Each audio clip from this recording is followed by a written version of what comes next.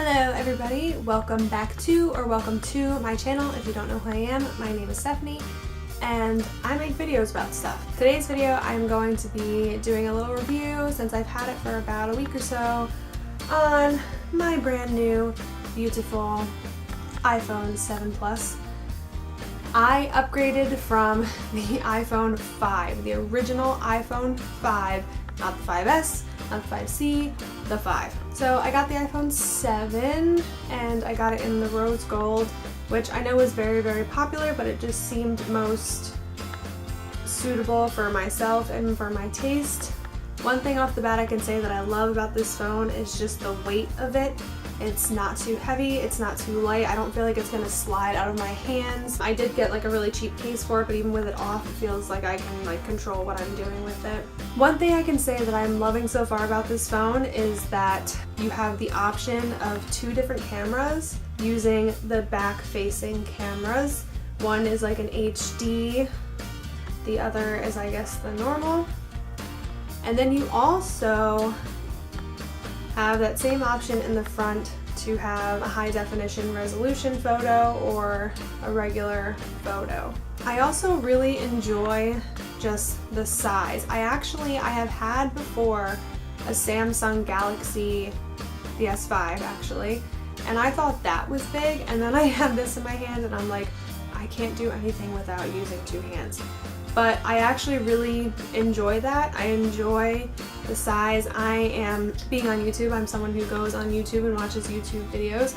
So I like the fact that there's a bigger and higher resolution screen to watch the videos that I watch on here, as well as the shows I watch and whatnot.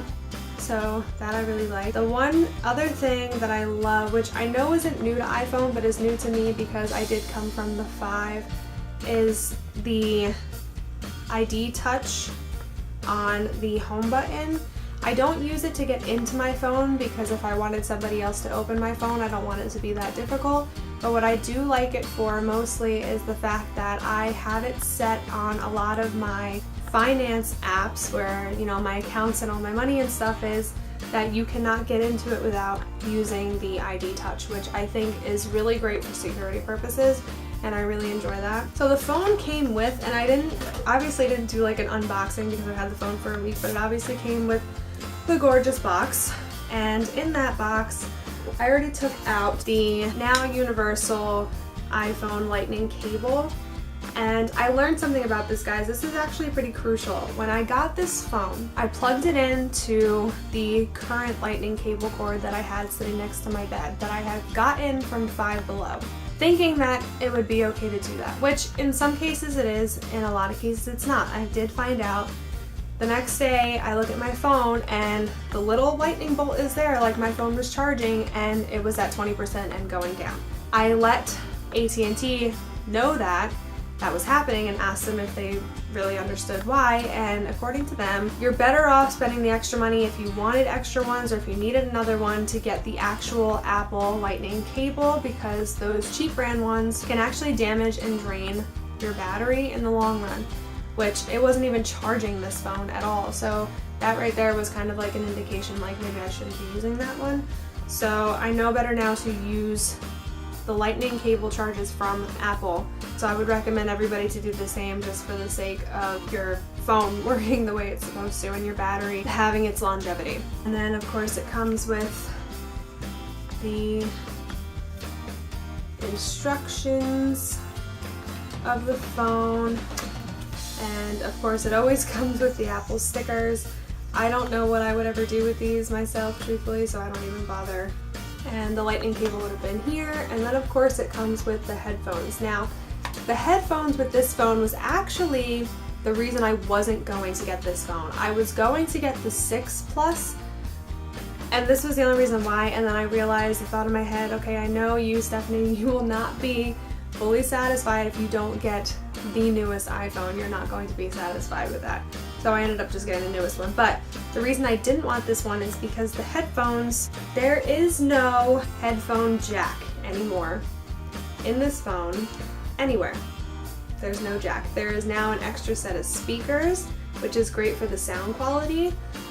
But with that said, you can never plug headphones into this phone unless you plug this jack into your charging port on the phone, which in turn basically means that you can never charge your phone and put a pair of headphones in at the same time, which is basically forcing you to spend $150 on the Bluetooth headphones, which I wasn't a huge fan of, but I got over just because, like I said, I knew I wouldn't be fully satisfied if I didn't have the newest one. That's all it came with.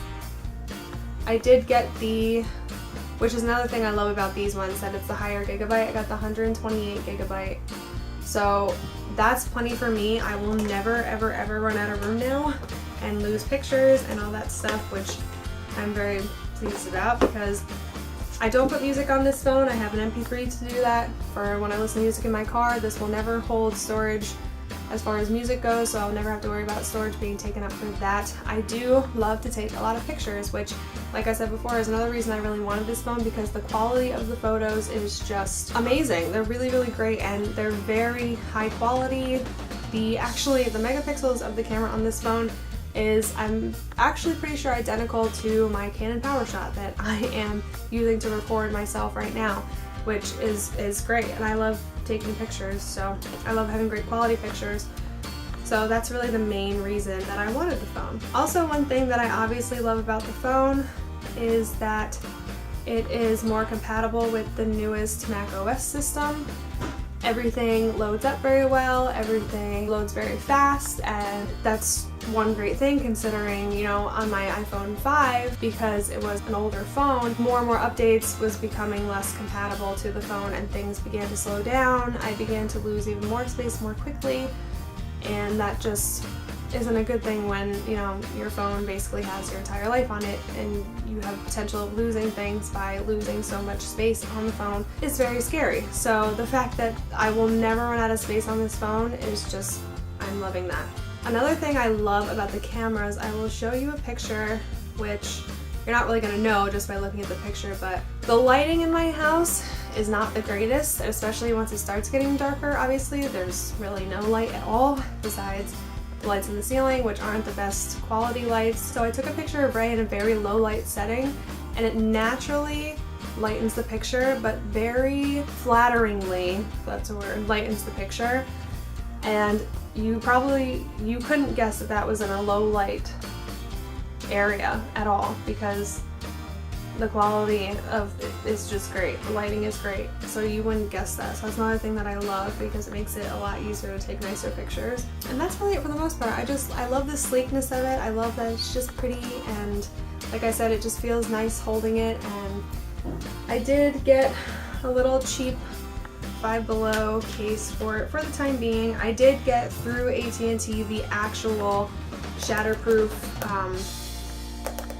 screen protector on it, with a warranty that states that once it starts to crack or break, they'll send me one for free. I would have to pay shipping, but I wouldn't have to pay the price of the actual screen protector.